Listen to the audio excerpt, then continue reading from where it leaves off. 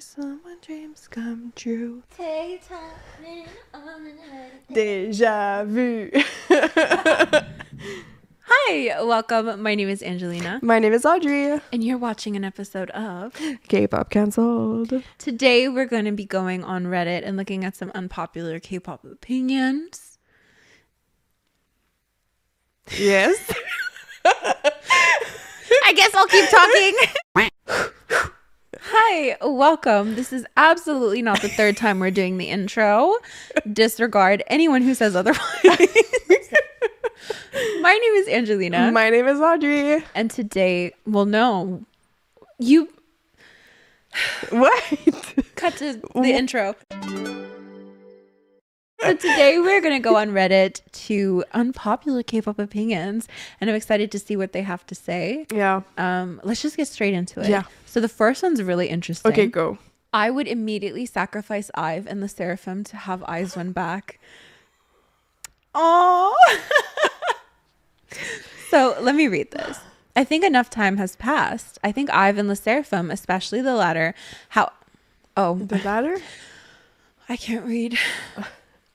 The latter just means, so I think enough time has passed. I like Ive and the Sserafim, especially the latter. So they especially like the Sserafim. Oh, okay. Yeah. I thought like The a ladder. ladder, yeah. However, I think none of them was worth the IZ*ONE disbandment.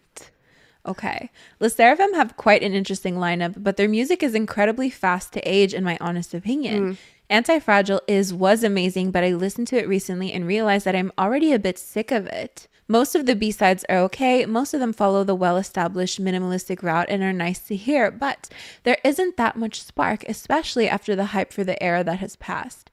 This is particularly evident compared to how much I listened to Bloom's album to this day in comparison. IVE has a bit of the opposite problem. I'm quite indifferent to the lineup per se, but most of the songs age much better. But when I look at the group, I often think that IZ*ONE had a spark as a team that's missing here, plus a much more peculiar image/concept. I would say my favorite singles from the two groups are Anti-Fragile and Love Dive, and yet I would choose Panorama over both of them.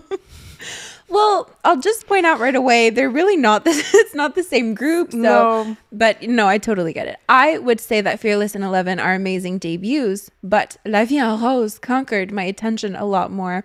I would say that some aspects of the concept/vibe are well executed, but it's nothing compared to the elegant but powerful IZ*ONE vibe.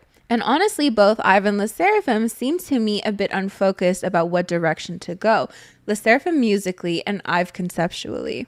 In short, everything... What? I've conceptually... Well- I don't really agree.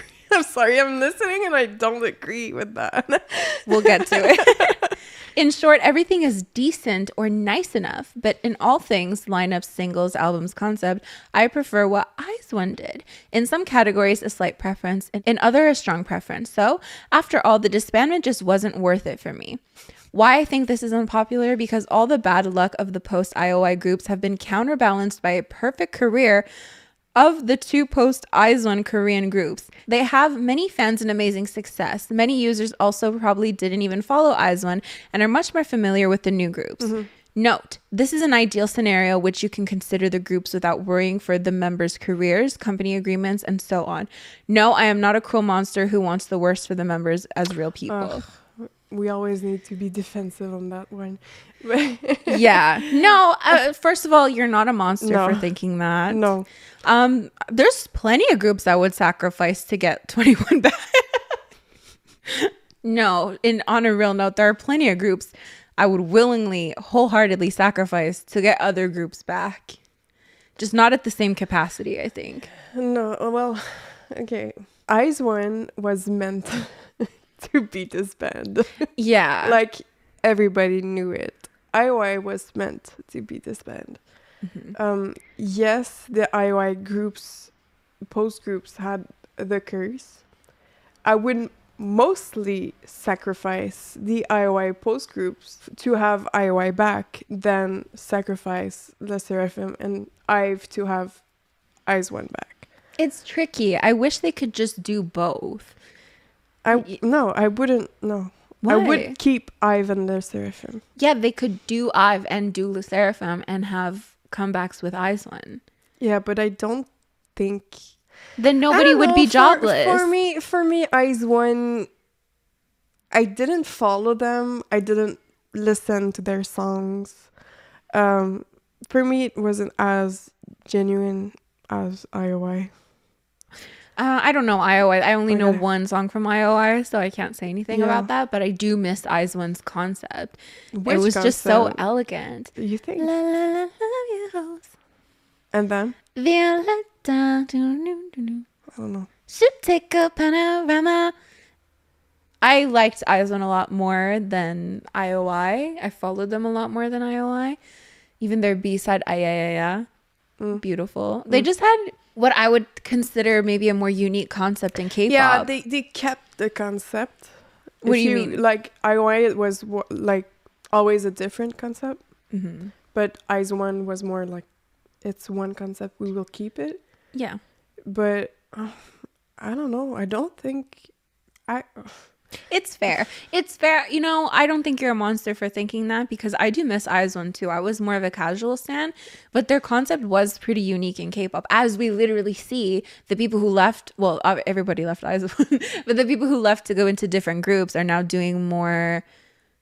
It's not quite girl crush. I think of it as maybe a neo girl crush. For me, IVE is more the Eyes One concept.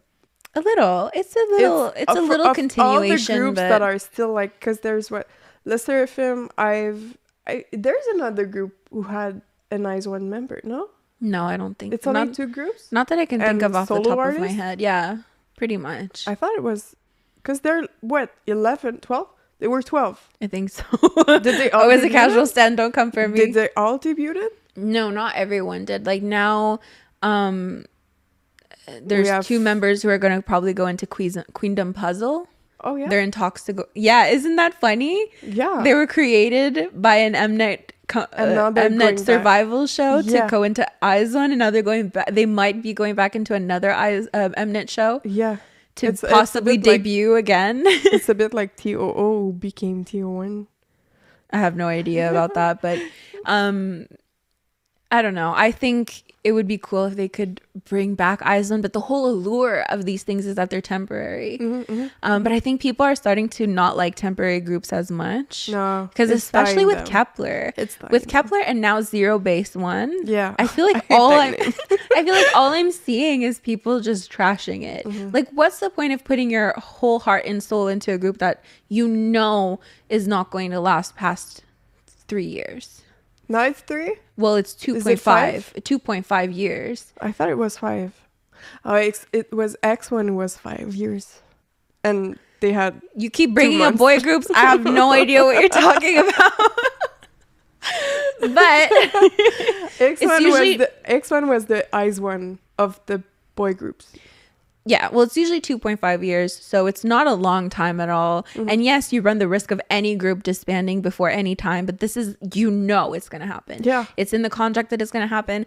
That's why I never got It's into not a Eyes One surprise. that's why I Yeah. never got into Eyes One as much as I would have otherwise, because I did like them, but I was like, you guys are fucking ditching in a year or two, so Why never buy a mind. light stick if they're going to disband? Light sticks, albums, like it's just going to be totally Yeah.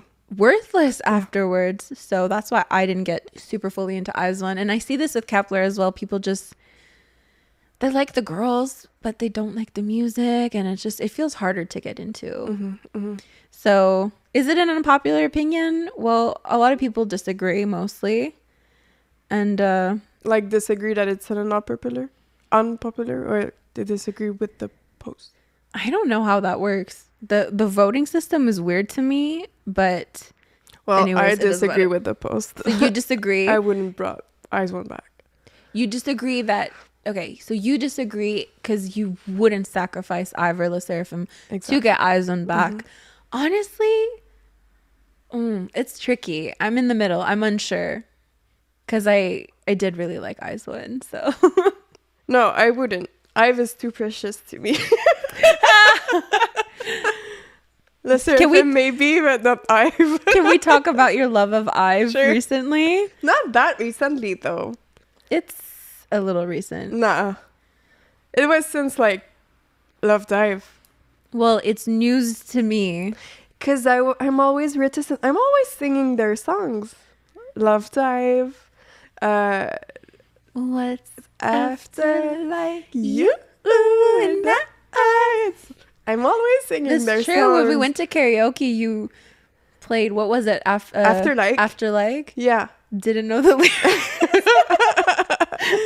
But I'm always reticent. Well, it's not old news, but I'm always reticent to like Yeah, girl the groups. reluctance to get into girl groups, Yeah. which I'm glad you're getting over that now. Mm. Thank God. Mhm. Praise Jesus. Yeah, and it will be cursed. Why would you jinx it like that? I'm Take always it back. jinxing myself. So the next one is ZB1 shouldn't be called a fifth gen group. It's a fifth? Everybody, well, not everybody. Let's read this. So, I believe this opinion to be unpopular amongst a lot of K-pop fans as people are constantly referring to the group as a fifth gen group. ZB1. Yeah, Zero Base One, the new, the Bepler, boys Kepler. So, K-pop fans are constantly referring to the group as a fifth gen group, and many are predicting they'll be fifth gen leaders. I think it's absolutely absurd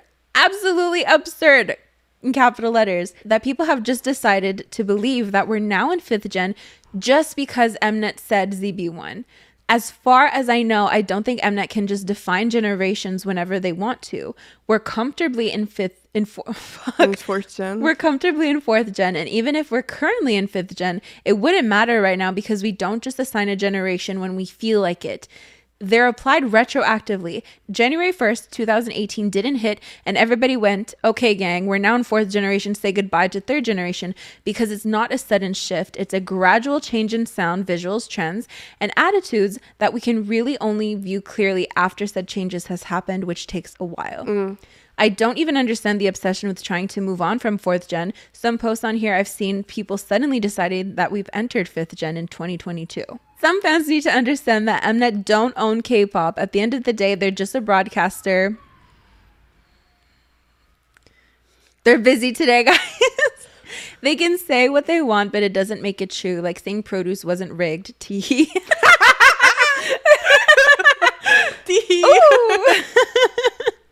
So let's actually vote. So do we agree that this is an unpopular opinion? Or do we disagree that it's unpopular? I disagree. I don't think it's unpopular. This to me is common sense and a very popular opinion. So let's disagree and see what everybody says. Oh, it doesn't work like that. I don't fucking know how to do Reddit. I thought it would show me the results, but it doesn't. I'd say that we are still in fourth gen, but we do have two groups who are AI generated. And I think fifth gen will be AI generated. There'll be a lot more AI. But that is another thing. So I always say, we have second gen K-pop, then we have Gen 2.5. Yeah. BTS, EXO, BAP, they're all Gen 2.5. Because yes, technically they're in third gen, but we're still seeing these gradual changes of so much eyeliner, melodramatic concepts to an extent, while also seeing an increase in difficult choreography. So we're seeing those gradual changes. That's why I say there's Gen 2 and then Gen 2.5, then Gen 3, then Gen 3.5, then Gen 4. We're probably going into Gen 4.5 now. I think it's a bit early to be in 4.5. Well, if we're starting to see these changes, like we're seeing a lot more AI, and you just predicted that in fifth gen there'll be a lot more AI. So I feel like it's not always something you're going to see retroactively. I think you can see changes as they're happening and predict what it could be. But I guess in that sense, yes, retroactively, you would have to see it to know. But yeah, maybe we're going into Gen 4.5. I think it's too early for fifth gen. Yeah, it is. If Mnet just came out and said fifth gen is a thing and nobody is in accordance with it. Damn, shit is about to going down. What the fuck? There's a fire or something. You got the fire, now you got some kung kung kung. You gotta drop it like it's hot. She's pretending like she knows she doesn't. Who sings that? Who sings that? Who rings the bell? I thought so. Is it 21? Yes, but you knew that based on my reaction. No. What do you mean, which one? Which song? Fire! Oh, that's it. We're ending the podcast. This is our Again. last episode. I'm out for real. It was the last chance.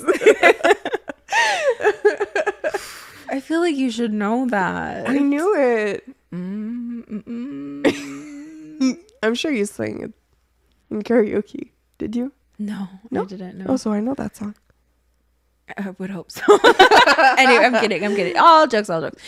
Someone literally said, "Trust me, no one is calling ZB1 for 5th gen except for Mnet themselves." Did they? Apparently, I've been seeing a lot of people reposting something saying that they're 5th gen, and I was like, "You're just trying to make something a thing." If Kepler is 4th, ZB1 is 4th. Yeah, Because it hasn't even been a year. Yeah, it's a year apart, and usually gens are on 10 years. ish, I would say. It's on 10 years, so we are on year 3 of 4th gen. Are we? A bit. I'd say 4th gen is 2020. Right. Oh, maybe. So 'Cause yeah, technically Stray Kids and ATs are 4th gen, but I would say Yeah. it's 3.5. Yeah, maybe. Because I feel like 2010 is where people cut off 2nd gen. Yeah. So then after 2010 is 3rd gen. Yeah, but it's 2.5. I think it's 2.5 Yeah. because BTS, BAP, EXO, EXO 2.5. all had so much eyeliner. Um, Where's the eyeliner now, huh? It's gone because it's a 2nd gen thing. it's coming And back. in Gen 2.5. Well, it's a specific amount of eyeliner. Like now I feel like they do smoky eyes and stuff, but it was like hardcore eyeliner. Yeah. Even for girl groups, the eyeliner was very thick and now it's super thin and beautiful. But before More it was subtle. very harsh. Popular opinion. Because Mnet, we don't trust a goddamn thing Mnet If says. we don't trust the ranking of the groups of the survival show, we don't trust it's a 5th gen thing. Yeah, and if 4th gen literally started in 2020, which would make sense if we're going by a 10-year period. Yeah. We're not even near 5th gen. Yeah, it feels like 4th gen has been forever. But But I have no concept of time to begin with, so don't trust me. But technically, we could still actually be in Gen 3.5 if we think about so? it. Yeah, because it Would be 2018, 19, 20, 1, 2, 3. So it will be 5 years. well, no, in because 4th. if we did the cutoff for 2nd gen at 2010, 2011, 2012, 2013, we all had BAP, EXO, I keep mentioning them. Until 15. That's what I considered 2.5. Yeah. But it was technically the beginning of 3rd gen. So if this is the beginning of 4th gen, it could technically be Gen 3.5. Nah, I think the beginning of 3.5 was 2018. And we are now, since 2020, in 4th gen. Because obviously the difference between Blackpink and ITZY, there's a big difference. I feel like 4th gen is more into either teen crush or now we're getting into neo girl crush. Yes. And I feel like neo girl crush is going to be 4th gen's thing. Yes. Or Because teen crush, which I think is more popular in Gen 3.5, is just an extension of what was popular in 3rd gen. But we both disagree with this. It's not 5th gen. No, Thank you. no, thank you. Next. Thank you. Next. So this one, someone insulting your faves does not warrant you insulting theirs back. If someone insulting your faves does not... Someone insulting your faves does not warrant you insulting theirs back. Okay. K-pop/stan Twitter culture is so toxic and interesting. Amid this week's... I don't want to read this, actually. Okay, next. International fans have made Korean pop far more toxic than before. Ooh. That sounds a little unpopular. Yeah. The size of the market has increased so much that companies are successfully capitalizing on it by sacrificing the well-being of their employees, even more so than before, because of the fact that their greed can be satiated by the unsatiable demand for Korean pop from international fans that have no discretion in their choice of song. Before, there were a ton of unknown groups that would fade out of existence without any Korean fan knowing because there simply wasn't enough demand for a large enough audience to sustain their existence. Nowadays, there are tons of groups from unknown entertainment agencies turning profits for their respective companies because of the international fans that support them. Purposefully ignorant or unknowingly supporting an industry that has always been parasocial, unsustainable, and exploitative. I mean, I don't agree. What does having a small company have to do with that? Nothing. That's any company. Nothing. Listening to K-pop is supporting an entertainment industry that has not been meaningfully regulated in any capacity, and the slave contracts that many of the idols are tied to will not change because someone in a foreign country cries about it on social media. I mean, you're right, but in fact, the publicity will encourage more Koreans and foreigners to try and become idols, which will likely lead to them being employed by a smaller, lesser-known company that has an exponentially higher chance of drafting a contract that will put a naive minor/young adult into a precarious situation, stripping them of a proper education and future because they wanted to chase a pipe dream unless they are part of high JYPSM. Even if they manage to survive the trainee phase of one of these large companies, the likelihood of being underpaid or indebted remains high. If said person manages to break into the 1% of K-pop groups that become successful, the risk of mental illness remains or increases because their career is entirely dependent upon the fickle attention of an audience that will consume anything they find catchy rather than meaningful or talented. Korean companies do not care about workers' rights, and it would be wrong to assume that just because entertainers are in the public eye, they are treated in a proper way. The abuse seen or discussed on survival shows, competitions, behind-the-scenes vlogs, interviews is only the surface of what actually happens. Behind closed doors, humans are being pushed to the brink of their capabilities to become an idol, and the pressure has only increased with the accessible amounts of profit that is achieved because international fans have no standards. Damn, this is... That's art. This is... Okay. The situation before Korean pop broke into mainstream music was and remains terrible, but the scope of abuse was much smaller compared to now. Companies are given a culpable, intangible impetus to hire and exploit since they can be immediately rewarded by the international market for simply releasing music. I definitely disagree with that. Me too. That's a hard disagree. Oh my God. This is like, you're literally blaming international stans for the abuse that is found within the entertainment industry, which is not exclusive to K-pop. No. Absolutely not. We hear horror stories all the time, and we don't know what, fully the extent of what happens to people in the entertainment industry behind closed doors. It's, I don't know. I think it's so much more complicated than that. And this is just like the simple version, like a simplified version of events that I still don't agree with entirely. Yeah. Did I understand well that they said that there's a lot of groups before who we didn't know they existed and they disbanded, but now we know all the groups? Yeah, groups have more opportunity to make money. I don't think so, though. I don't believe I that don't believe either. it. No. I think to an extent, but there are so many groups who debut that we might don't have know a them. little bit of success, and then we don't hear from them again because it just wasn't successful enough. I mean, you can't survive on just making a little bit of money. No. You could have a few fans. That's not enough. No. It's not. You need to make enough money for your company to want to sustain you. It just feels like we're being blamed for the horrible things happening. Like, this world is exploitative.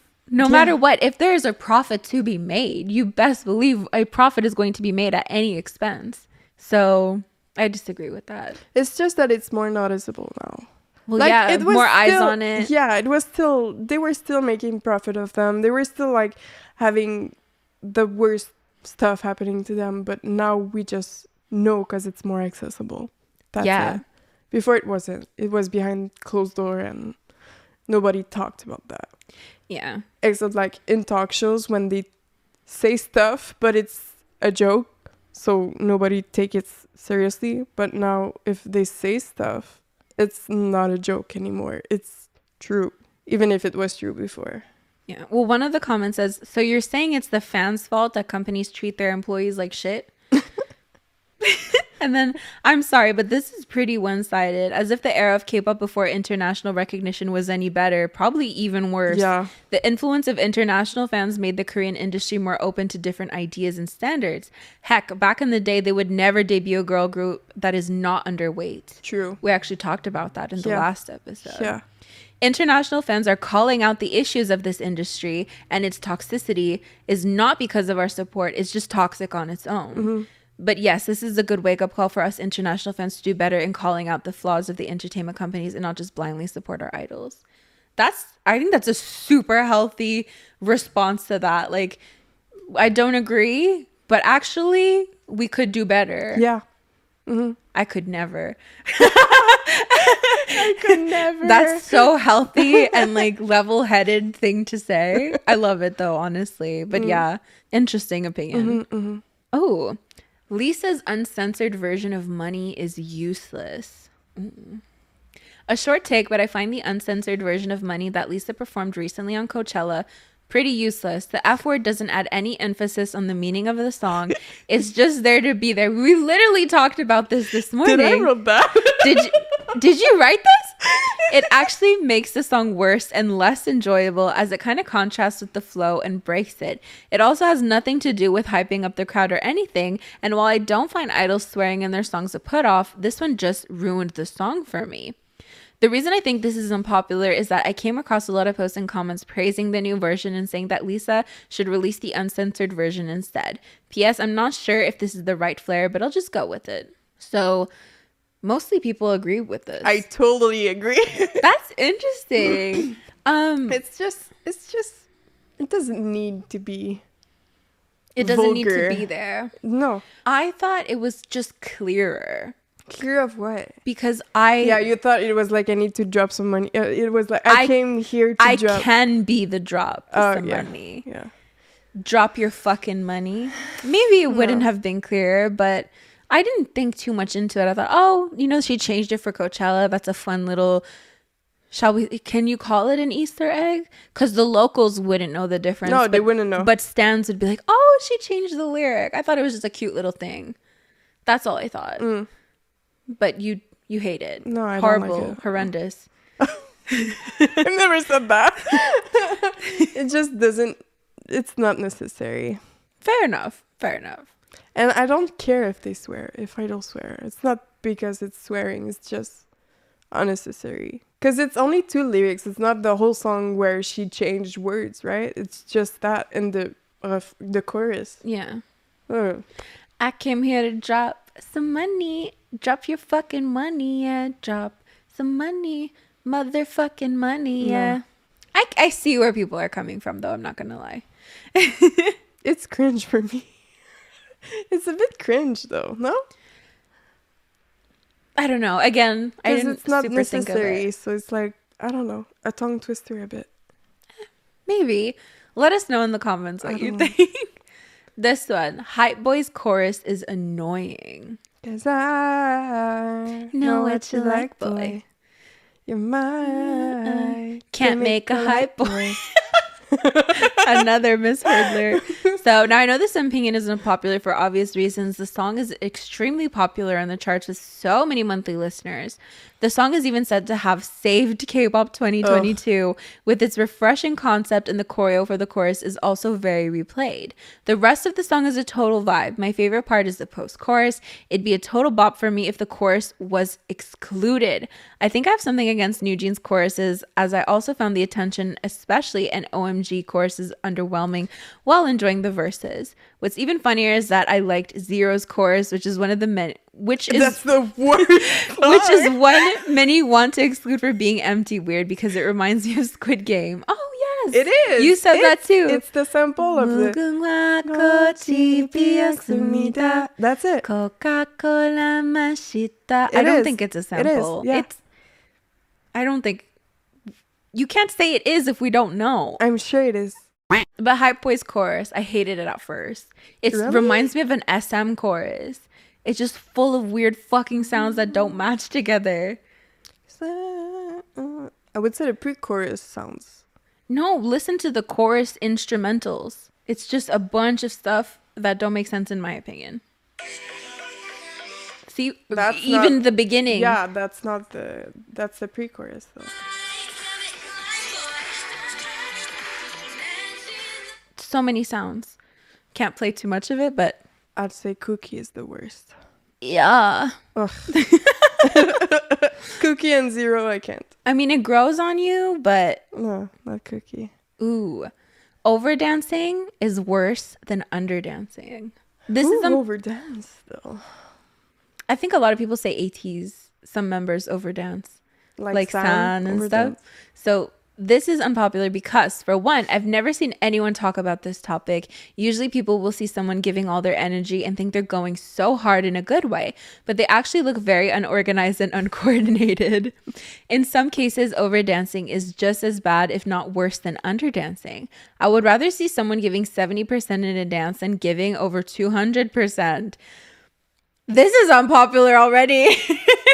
How can you Actually- give 200% if you give 70% while dancing? No, that's not what they're saying. They would rather see someone give 70% So they need then 200 instead of 200. Okay. And I don't want to get this confused with people who actually give it their all while dancing. Perfect coordination, in-sync footwork, high yet stable energy, and people who are doing too much, going faster than the rest of the group. Moves are over-dramatized. They're dancing so hard that it looks sloppy. Also, if they're not in sync with the rest of the group's percentage in dancing, then it throws the whole balance off. Also, I find people to dance too hard to give off secondhand embarrassment. One example would be Soul from P1 Harmony. While I think he's a good dancer, there have been numerous times that he just overdid it. I went to both their tours in America, and during those tours, they will have a little dance break for him, which both dance breaks I look away. Oh my god, why are you looking away? Why? He's the main dancer. I look away because I get a bit of secondhand embarrassment. What the fuck? He does this trick where he goes to the ground to perform a move, but it's so sloppy. It looks like he just falls straight down on the floor. He also tries dancing super fast, and it doesn't work for him, in my opinion, obviously. It's very clumsy, almost like a fish out of water. Same when he dances with them in a group. He's the one person who seems to be out dancing all of them, and not in a good way. He over-dramatizes his moves to the point it looks like it's making fun of the dance. Someone who I feel gives a lot of energy but doesn't overdo it, Nikki from Unhypen. He gives great energy, great coordination, does the dance perfectly to a T, and gives the energy that is needed whilst not being too much or too less. I'm very curious to see what others have to say. For one, can overdancing be worse than underdancing? Is there any idol you might feel belong in this argument? I'm curious to see. Do you think it's the same thing as being classically trained vocally and idolly trained vocally? Because No. if you take Soul and Nikki, for example, Nikki was classically trained to be a dancer. He danced since he's 3 and stuff. Soul, I don't know, but I think he's the main dancer, I think, but maybe he's idol trained to be a dancer. Maybe because, a lot of people say San overdoes it sometimes. Yeah. And he was never really a dancer. No, he was idol trained to be a dancer. Yeah. It really depends. I do agree. It definitely throws off the balance of the group if you're watching a fan cam. Otherwise, in music shows where it's very dynamic, the movement of the camera and everything, I don't really notice it. Me neither. But I definitely do notice it in ATs for fan cams specifically, where I don't want to say that they're not in sync, but they're not perfectly in sync. But that's the vibe, that's the style. Compared to a group like 17 we've mentioned before, though we were far, they were very in sync. Very in sync. Very in sync little ants on the stage that we couldn't see. But yeah, it's a difference of style for sure.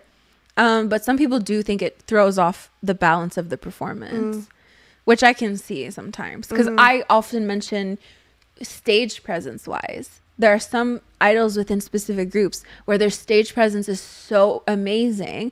And then suddenly you cut to another member who blank face, not really giving too much, and it doesn't feel balanced at all. So I've noticed that with G Idol and their maybe earlier performances. I haven't seen a ton of recent performances, but you see someone like Soyeon who's really giving it her all, and then it cuts to someone else who might have a completely blank face. So I see the argument here. I agree. But poor Soul. Poor Soul, yeah. But imagine paying to go to 2 concerts. 2 concerts. And looking away. And looking away at the same dance solo. Yeah.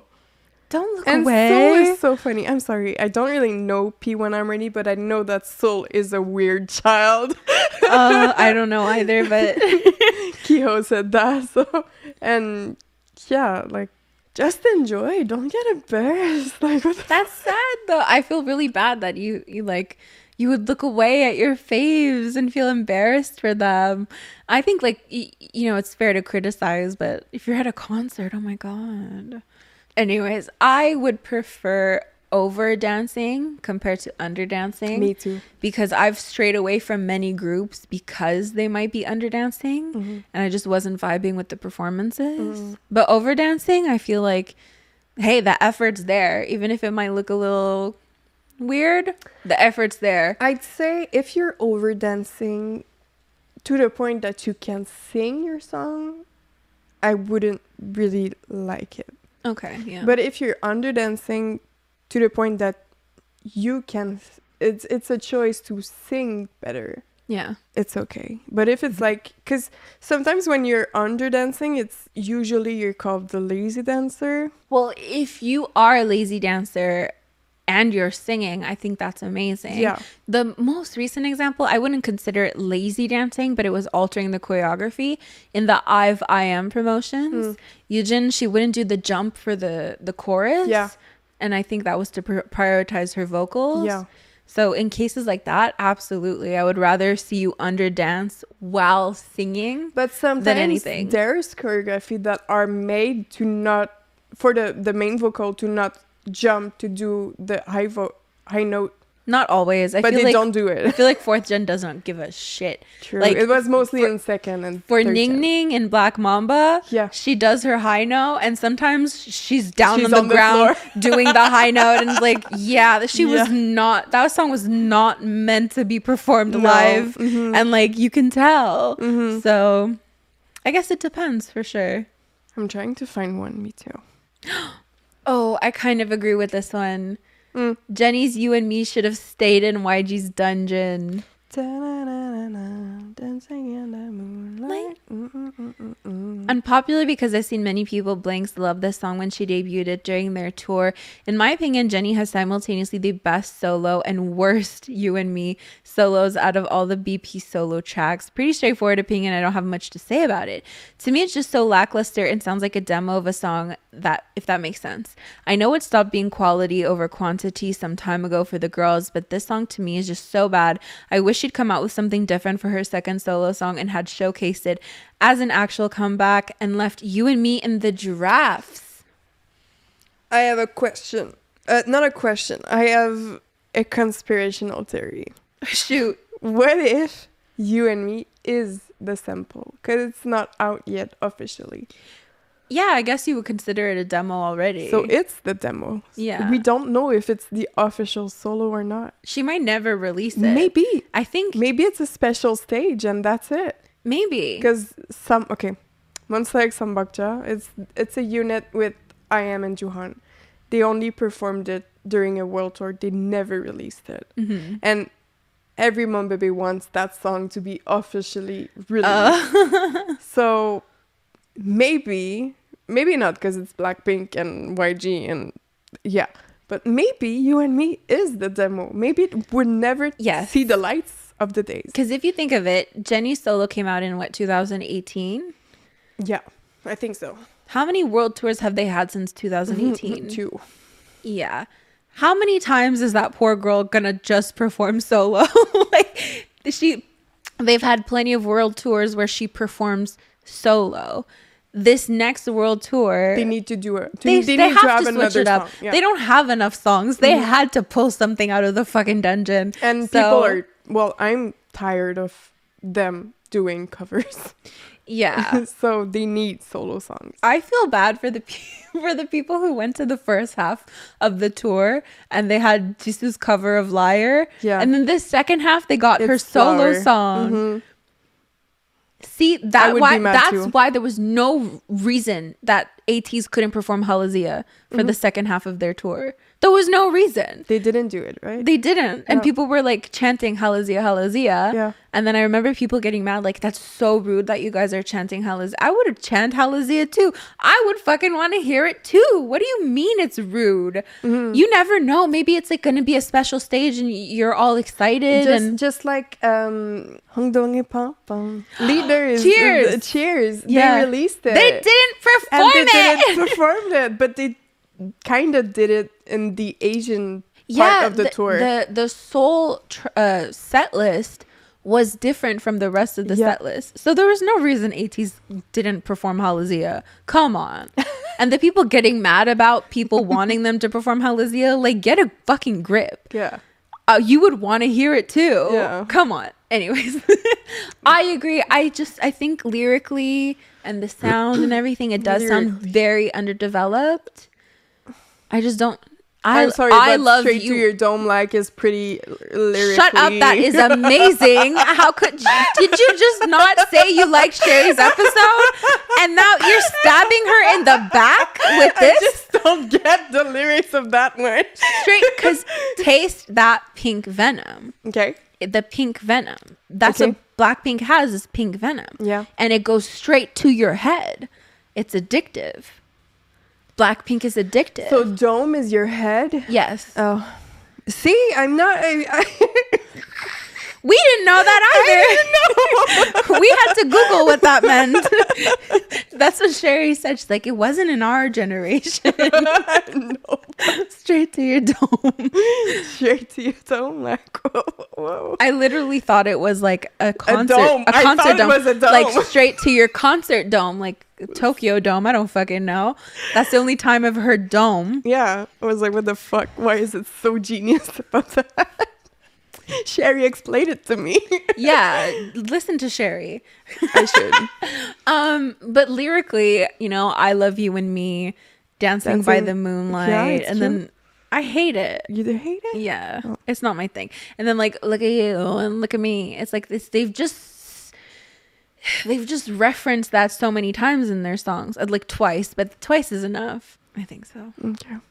I think it should have stayed in the dungeon. I think it's a demo. I don't think it will be released. I think it's still in the dungeon. Yeah, I think it's cute. Yeah, it's a cute thing for fans, absolutely. But I wouldn't want it to be released. It's not my favorite. But then again, I don't like a lot of their solos. So Now I have it in my head. I love you and me, dancing in the moonlight. I just picture Sailor Moon. Interesting. Don't you? Not really. No. Not even on the stage. It's like a moon with. It's kind of a moon and their shadows dancing in front. I don't. Really I just picture Sailor Moon and Tuxedo Max saving evil by moonlight. I don't know the lyrics. Need love by daylight. Is the one named Sailor Moon. The next one. Companies really need to invest more in Western consultation. Okay.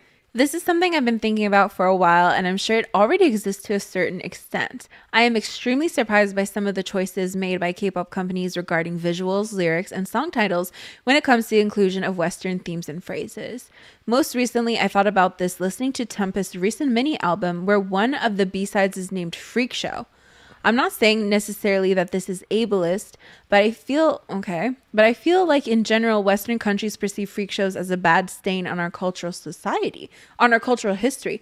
Hard to disagree right away. Me too. Freak show, I mean, yeah, it can be bad, but it can also be, you can also lean into that to be kind of campy. Campy? Yeah. Like a camping? No, we're not going to go through this again. Like the style. I'm such a boomer. Yeah. But I feel like the use of I feel like the use of the term here is tone deaf and cringy. If you're gonna call freak show ableist and then use tone deaf, it's a bad choice of words right there. Well, they said they're not saying it's ableist, but anyways, Another example I can think of is related to the recent controversy with Taeyong from Twice. The QAnon shirt was a blatant oversight from her company. I agree. And I honestly think they should have been paying closer attention to Idol's personal wardrobes as well regarding the other shirt she wore on Instagram. I will say, not even a lot of Americans are confused about QAnon. I don't even know what it is, but I feel like it's the same. It's the same discussion of cornrow hairstyle. I have something to say about that, but I'll just finish this. I'm sure that K-pop companies do hire Western cultural experts to screen for things like this, but they really need to up their game, in my opinion. Also, if these are Western producers writing these songs, they need to think harder and be more forthcoming with the context of some of the phrases they're using. There are probably more examples, but these two stood out to me the most. I think this is unpopular because some people may think it is not as prevalent of an issue, or in some cases, deep enough to be considered inappropriate. So most people do definitely agree. They agree? Yeah, they agree that K-pop companies should hire more Western consults. Yeah. But the QAnon shirt, I know, like, I asked an American friend and she was like, I don't even know what QAnon is. So even if you did hire a Western consultant, well, I suppose you should be aware of that stuff. But you can't know everything. But if that's your job, is to know everything, then I get the point. Yeah. But I don't think they even do hire Western. That's the thing. Some people point out that idols do wear cornrows, or they do more problematic stuff like that because it's good PR.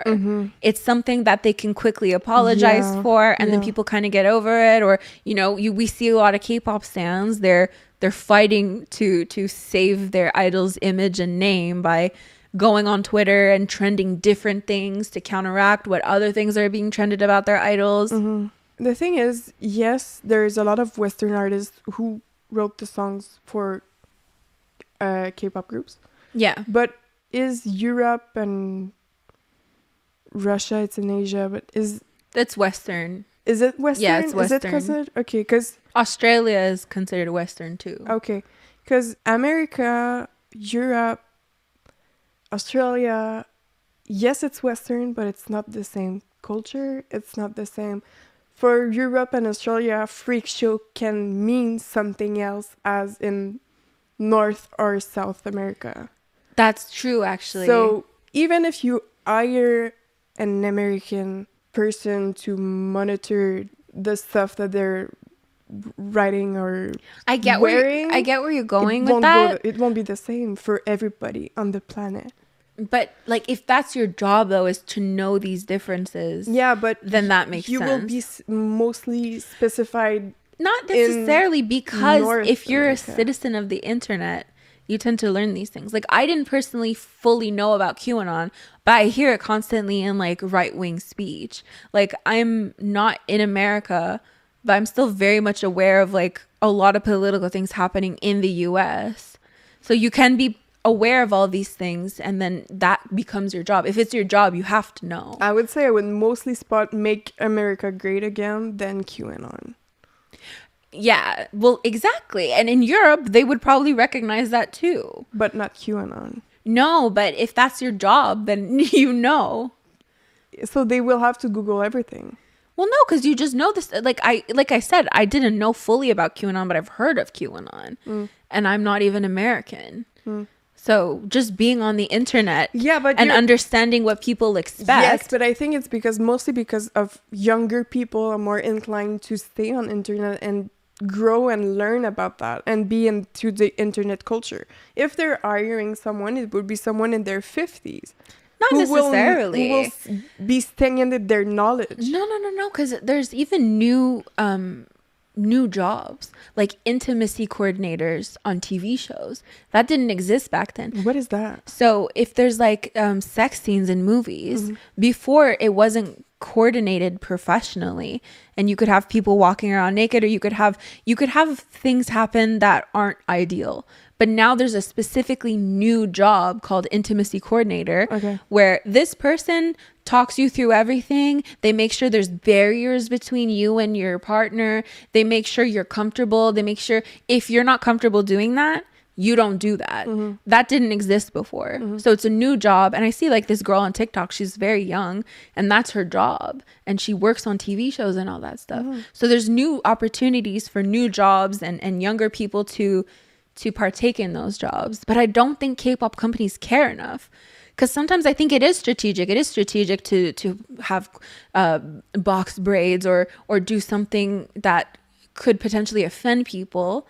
And you know it'll offend people, but you can apologize and swipe it under the rug. And fans they're not going to hold on to it forever. A lot of them anyways, because they don't want that bad image of their idol. So it's easier to just sweep it under the rug and forget about it and, you know, make people forget. Yeah, that's why I said it would be mostly someone in their 50s that will be staying in their knowledge because they don't really care.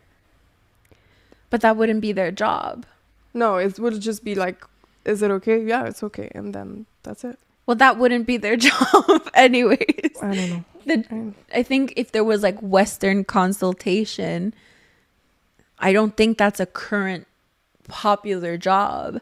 I think you would need to make way for this new career like they did for intimacy coordination on TV shows now.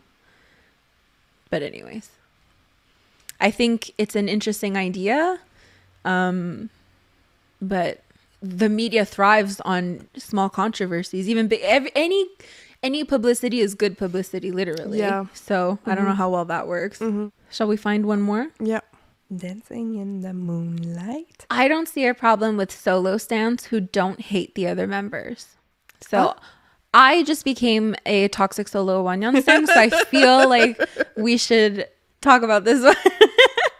And I also, well, I'll talk about it later, but as we all know, a solo stan is any K-pop fan who only stans one member of a certain group. And as we all know, solo stans are almost always talked about pretty negatively.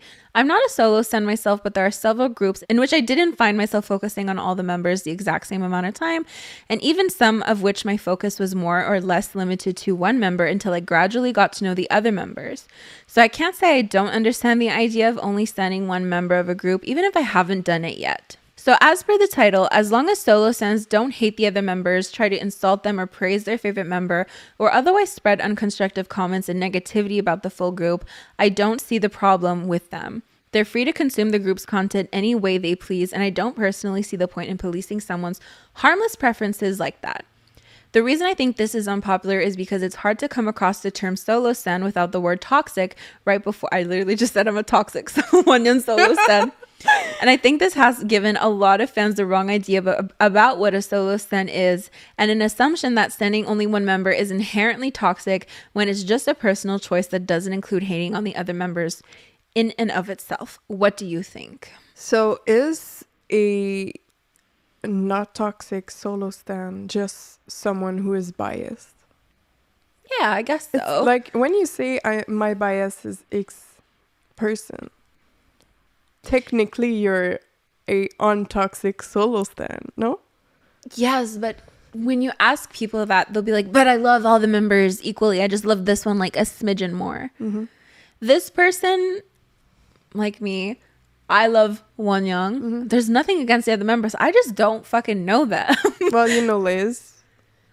You can tell apart everyone, right? Except Ray, because she's not there anymore. Yeah. For now.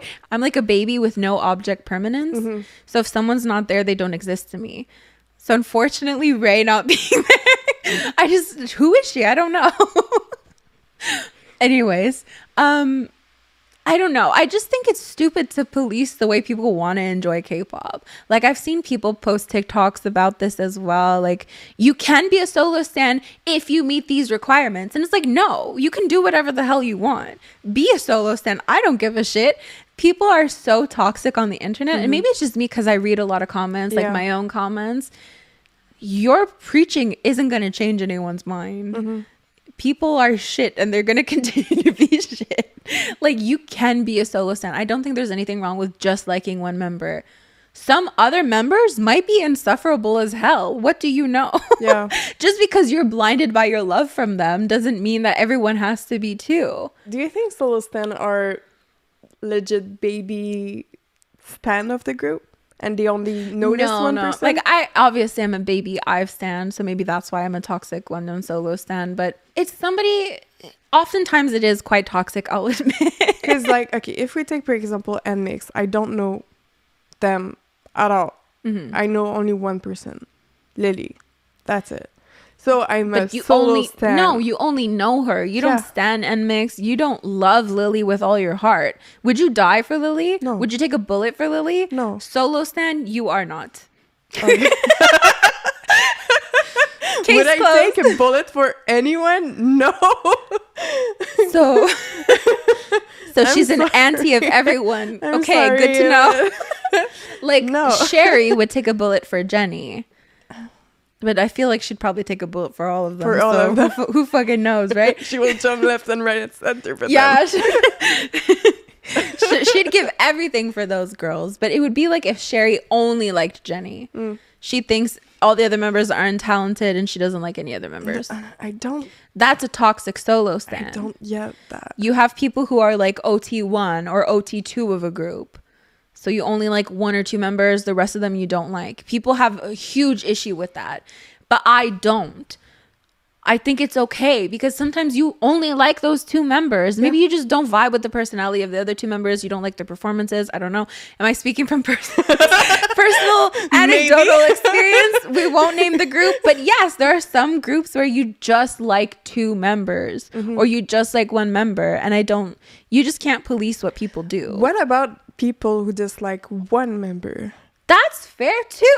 Maybe am I toxic actually? No, to think that this is fair. I'm genuinely curious about that. There's always one member who gives me the ick. Yeah, me too. I only say it in our group chat because I'm actually terrified to say it in real life. Yeah. But my alts, I go through one member specifically who gives me the ick. Yeah. And then I get over that. Actually, I will talk about it because I don't have the ick for this person anymore. Okay. Mingy from ATEEZ. True. I used to hate him and I don't know why. Yeah, true. I didn't have any really good, valid reasons to hating him. He gave me the ick, straight up gave me the ick. He has since been replaced with another member whom I won't name. But then I saw him in concert. Holy fucking shit. My goodness. He's the best. His performance, his stage presence, his passion, his everything really reignited my love for him. And I haven't hated him. That sounds so bad, but I really love him. He's literally in your bias line. You know this. I used to be Tuho biased. Yeah. I'm sorry, Tuho. Who are you? I can't see you. Yeah. It's literally Mingy's literally Mingy. My new bias in ATEEZ. So I feel comfortable in saying this, that he did used to give me the ick, but now I love him to death. Is that inherently toxic? Sure. Maybe. But don't act like you're so much better than everybody. Don't act like you've never had these thoughts. That's what I hate about K-pop stans is that there's so much toxic positivity. Like, oh, I've never thought that in my life. Bullshit. You just are too afraid to admit it. True. There's a member from 17 who before he gave me the hick. And now I'm okay with that. I grew out of it. But should I name drop the guy from 17? Do it. Well, yeah, do it. It was Junghan. Junghan? Yeah. He was the first member that I noticed. Yeah, because he had long hair. Yeah, it's pretty much always him who people notice him. I guess I have a problem with flower boys in boy groups. Oh. Yeah, I think so. I think I have a problem with that. I think it's too, I don't know, it cringed me a bit. So, yeah, he gave me the hick. And I just think that's okay. Yeah. Like, I don't think that's super toxic. A lot of people will totally disagree and say you have to love every single member equally. I don't agree. You can love one member, you can love two members. Who are you to police what people love? I'm pretty sure even in your group friends, there's people who are your friends that your favorite friends. They're not your favorite friends. You don't really vibe as much with them. Yeah, that's totally fair. Yeah. And you don't know these people. So your basis on whether you like them or not is based purely on impressions. Yeah. So I don't think it's that deep either. If I don't like that person, I don't vibe with them. But I don't know them on a personal level, so it's really not that harsh. I don't know. I just see people so passionate about solo standing. It's because they say it out loud, maybe. They're too passionate to solo stand. Yeah, I totally agree. If you're out here spreading hate and everything, that's not cool. But just the simple act of being a solo stand, I don't think is horrible. No. So. Because Wonyoung is your bias. I would jump off a plane for her. Just like her in I Am. Yeah, that was a cool flip. That was the best transition ever. Yeah. You know, there's the meme that's like, Marvel has the best transitions. Yeah, you did one. I did that. Yeah. I don't get what it means though. No. No. I saw a lot of No. I just see it a lot, so I copied it, but I don't know what it means. It's basically a transition like Wonyoung though. Yeah, but like I don't know Marvel films to be able to be like, oh yes, this is amazing transitional material. Yeah. Mm-hmm. But yeah. So thank you for joining us. Don't forget to leave in the comments down below if you agree with these opinions or you disagree, or if you agree that they're unpopular or not. That's where it gets complicated, because you don't agree or disagree with the opinion itself. You agree or disagree if it's unpopular. Mm-hmm. So yeah, we'll see you guys next time. Don't forget to like, comment, and share this video with friends you don't have. Bye. Bye. We didn't do any of our 시작해볼까? Oh, Mo. I'm trying to find a song. There's like that. You know, we might have to cut it down to 시작해. Yeah. 또 시작이야 이 템포를 했어 이젠 step it up. There was another one. Isn't there 시작해 in Bambi?